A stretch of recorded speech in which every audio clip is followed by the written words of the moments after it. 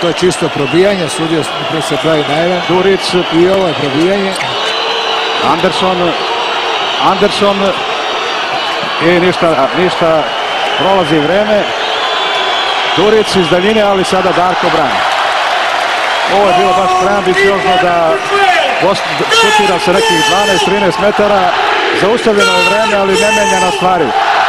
Sada gledaoci u areni već slave pobedu, slave junaka, jednog od junaka ove naše pobede. Ipak bih ja rekao da je na kraju ipak tim pobedio. Opet smo protivnika ostavili na niskom broju postignutih golova, opet je naša odbrana pokazala svoju čvrstinu na ovom meču.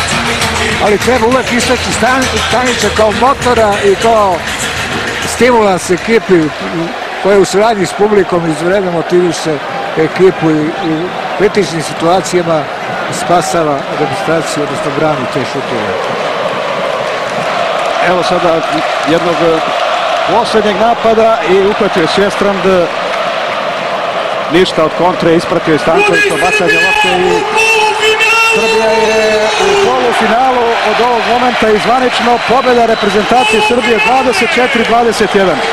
Na kraju ispostavilo se da smo osim onog malo loših početka kasnije kontrolisali igru do kraja.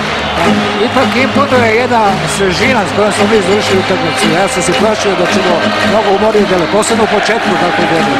Ali uvođenje ovih novih igrača odlično zamenili ove starije, mi smo doveli na ritmu i držali smo 3-4 razlike. Nismo dozvolili protivniku koji je izuzetno bio borben danas protiv nas, motivisan. Eto, za razliku od ostalih, mi smo svoj posao